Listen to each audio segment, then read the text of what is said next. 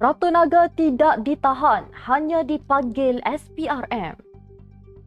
Larry Sang hampir diserang kerana beri angpau RM5. Malaysia tempat ketiga paling ramai individu single. Bismillahirrahmanirrahim. Assalamualaikum dan salam Malaysia Madani. Bersama saya Mira Akilah dalam Netstep 7 terhangat, 7 berita Malaysia paling trending hari ini. Jangan lupa untuk subscribe YouTube Netstep TV dan follow Facebook Netstep Malaysia.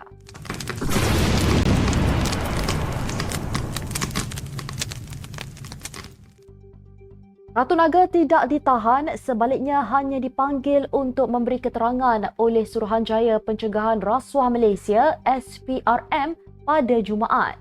Ketua Pesuruhjaya SPRM Tan Sri Azam Baki berkata, penyedia kandungan media sosial Syarul Emma Rena Abu Samah disiasat berhubung dakwaan dia menerima beberapa peratus hasil kutipan sumbangan yang diberikan kepada sebuah badan bukan kerajaan.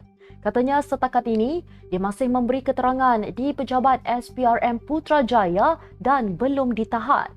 Beberapa media sebelum ini melaporkan Peguam Ratu Naga mendakwa wanita itu ditahan dalam serbuan oleh sepasukan 5 pegawai SPRM di rumahnya di Jalan Kelang Lama pada kira-kira 9 pagi Jumaat. Beberapa ketua bahagian UMNO di Johor tidak senang dengan rombakan portfolio Exco negeri baru-baru ini kerana menurut mereka pemimpin-pemimpin lain yang lebih layak tidak mendapat tempat dalam barisan pentadbiran negeri. Memetik laporan polis, seorang ketua bahagian yang enggan namanya disiarkan berkata, rombakan itu sepatutnya melibatkan lebih ramai ketua bahagian. Rombakan yang diumumkan pada Selasa menyaksikan hanya 3 ketua bahagian UMNO yang terlibat, iaitu Ketua UMNO Simpang Renggam, On Hafiz Ghazi, yang juga Menteri Besar Johor, Ketua UMNO Segamat, Exco Pertanian Industri Asas Tani dan Kemajuan Luar Bandar, Zahari Sarip, dan Ketua UMNO Kulai, Exco Perumahan dan Kerajaan Tempatan, Jafni Syukur. Sumber itu berkata, ketua-ketua bahagian mendesak agar pentadbiran negeri menggugurkan Exco yang tidak memegang jawatan pada peringkat bahagian. Sementara itu, seorang lagi ketua bahagian yang juga enggan namanya disiarkan bersetuju bahawa jawatan Exco sepatutnya diserahkan kepada ketua-ketua bahagian. Tambahnya, langkah melantik ketua bahagian dalam barisan Exco juga menunjukkan bahawa kepimpinan parti percaya kepada ahlinya. Mahkamah Session Kuala Lumpur hari ini membenarkan permohonan pihak pendakwaan bagi penggantungan sementara prosiding bagi 3 lagi kes pengubahan wang haram amla berjumlah 200 juta ringgit dihadapi Tan Sri Muhyiddin Yassin. Ia sementara menunggu rayuan pihak pendakwaan di Mahkamah Rayuan di Putrajaya atas pembebasan bekas Perdana Menteri itu atas 4 kes menggunakan kedudukannya untuk suapan berjumlah 232.5 juta ringgit bagi Parti Bersatu berkaitan projek Jana Wibawa. Hakim Azura Alwi ketika membaca keputusan itu berkata, Mahkamah memutuskan bahawa permohonan pendakwaan untuk menggantung dan menangguhkan sepenuhnya prosiding di mahkamah ini telah dibenarkan. Menurutnya, jika terdapat situasi yang memerlukan keputusan kehakiman di Mahkamah Rayuan, kes di Mahkamah Session wajar digantung demi keadilan kesemua pihak. Hakim turut berkata, ia juga bagi mengelak sebarang gangguan terhadap prosiding di mahkamah. Tambahnya, ia juga disebabkan terdapat permohonan-permohonan lain yang difailkan dan pendengaran di Mahkamah Rayuan telah ditetapkan dalam masa terdekat. Tan Sri Azam Baki akui beliau telah disaman oleh bekas Menteri Keuangan Tun Daim Zainuddin. Ketua Pesuruhjaya Suruhanjaya Pencegahan Rasuah Malaysia SPRM itu berkata, tuntutan berkenaan mendakwa tindakan agensi penguatkuasaan tidak berlandaskan prosedur yang betul.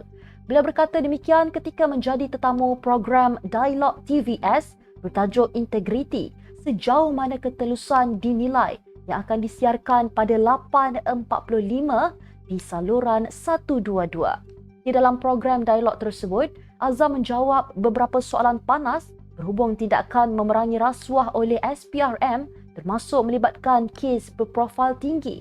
Pada 29 Januari lepas, Daim didakwa di Mahkamah Session Kuala Lumpur atas pertuduhan gagal mematuhi notis dengan tidak mengisytiharkan kira-kira 70 aset harta.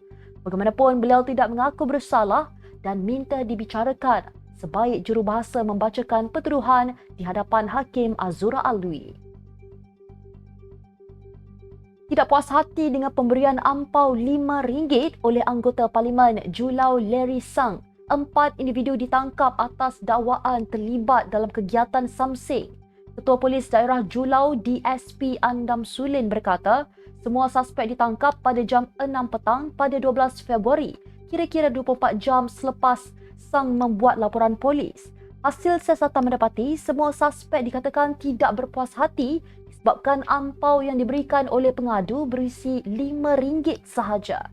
Sang semalam mendakwa dia hampir diserang oleh sekumpulan Samseng ketika sedang menziarahi masyarakat Cina di kawasan parlimennya.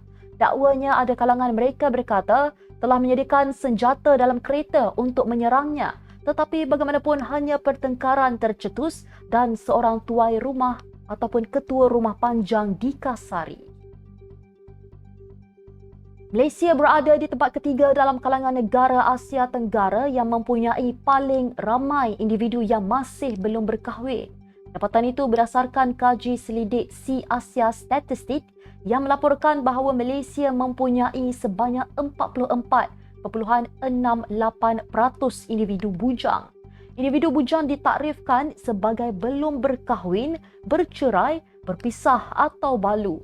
Dalam carta membabitkan 11 negara Asia Tenggara itu, Malaysia sebanyak 44.68%, Brunei sebanyak 44.9% dan Kemboja 44.60%. Mencatatkan peratusan yang hampir sama iaitu sekitar 44%. Kajian itu berdasarkan sumber daripada Division Populasi Pertubuhan Bangsa-Bangsa Bersatu, Statistik Populasi dan Bujang berdasarkan data pada 2021.